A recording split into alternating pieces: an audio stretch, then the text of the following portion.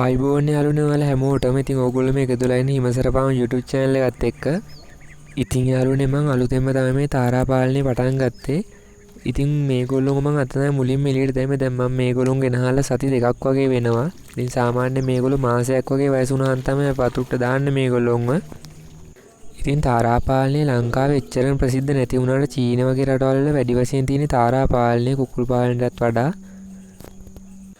මම මගේ channel එකේ දාලා තියෙනවා තාරාව වර්ග 9ක් ගැන වීඩියෝ එකක්. ඉතින් ඔයගොල්ලොන්ට බලන්න ඕන නම් මම link එක description එකේ දාලා තියන්නම්. ඕන නම් ඒ වීඩියෝ එකත් ගිහිල්ලා බලන්න.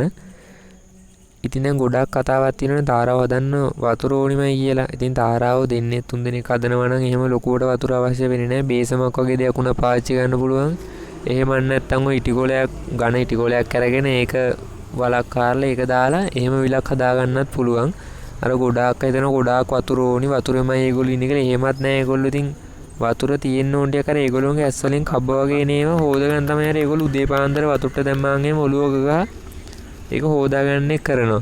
ඉතින් ඒ නිසා තමයි ඒගොල්ලන්ට වතුර ඕනි වෙන්නේ. ඉතින් ලොකු විලක් නැහැ කියලා තාරාව හදන්න කැමැත්තෙන් ඉන්නවා. ඒත් හදන්න විදියක් නැතුව ඉන්න අය ලොකු බේසමක් හරි එහෙම නැත්නම් ඉටිකොලයක් හරි දාලා මේ මොකක් හරි හදාගන්න.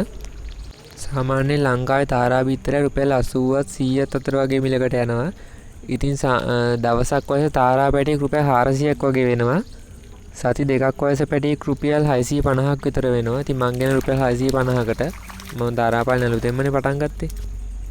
ඉතින් මම රුපියල් 30000ක් විතර වියදම් කරලා අලුතෙන්ම මෙයාලට කූඩුවකුත් හැදුවා. මොකද මේක තියෙන්නේ අපේ ගෙවල් වලින් ගොඩක් දුර ඉන්න ටිකක් වියදම් කරලා දැල්ලේ වැඩියෙන් හරියට ගහලා උඩටත් එක්ක වහල්ට හැමදැනටම හොඳටම කූඩුව හැදුවා. මොකද මේගොල්ලෝ ගොඩක් දුරින් ඉන්නේ. ඒ හින්දා ආරක්ෂාව හොඳට තියෙන්න ඕන හින්දා සාමාන්‍යයෙන් ඉතින් තාරාවන්ගේ ටික ഘോഷාවත් වැඩි. මේගොල්ලෝ හැම වෙලේම පොඩ්ඩක් කෑ ගහන දේ රංචුවක් වශයෙන් තමයි ගොඩක් වෙලාවට ඉන්නේ. ඉතින් මෙයාලා ලෙඩ වෙනවත් ගොඩක් අඩුයි කියලා තමයි කියන්නේ. ප්‍රතිශක්තියක් ඉහළයි කියලා තමයි කියන්නේ. ඉතින් සාමාන්‍යයෙන් තාරා බිත්තරයක කියන්නේ කිකිලි එක්ට දීලා අපිට දැන් තාරාව රකින්න නැහැ හින්දා කිකිලි එක්ට දීලා හරි එහෙම නැත්නම් ඉන්කියුබේටර් එකක් මගින් රැක ගන්න පුළුවන්. ඉතින් දින 28ක් යනවා සාමාන්‍ය තාරාව වර්ග වලට ගොඩක් වෙලාවට. මස්කෝ තාරාවන්ට දින 35ක් විතර යනවා පැටව වෙන්න. ඉතින් තාරාව ව්‍යාපාරයක් වශයෙන් වගේම හුරතලටත් හදන්න පුළුවන්. මේගොල්ලෝ එන හුරතල් පොඩි කාලේ ලොකු වෙද්දි කොහොම වෙයිද දන්නේ නැහැ. පේනවනේ දඟලන හැටි. ඉතින් යාළුවනේ ඔයගොල්ලන්ට කියන්න බැරි නම් මේගොල්ලන්ට දෙන කෑම ගැන. ඉතින් මේගොල්ලන්ට දෙන්නේ කුකුල් කෑමම තමයි. ඉතින් පොඩි කාලේ කුකුල් කෑම දෙනවා. දැන් මේ දවස්වල මම දීගෙන යනවා. ඉතින් මේගොල්ලෝ එළවලු කොළ ಜಾති වල ගොඩාක් කැමතියි. ඉතින් ටිකක් ලොකු නරස නම් කොළ ಜಾති හිම වැඩියෙන් අපිට දෙන්න පුළුවන්. අර මුල් කාලේ කුකුල් කෑම පොඩ්ඩක් දීලා අපි ලොක් කරගන්න ඕනේ. ඉතින් කුකුල් කෑමම දෙනවා. කන්නත් ඉතින් හරි දක්ෂයෝ තමයි.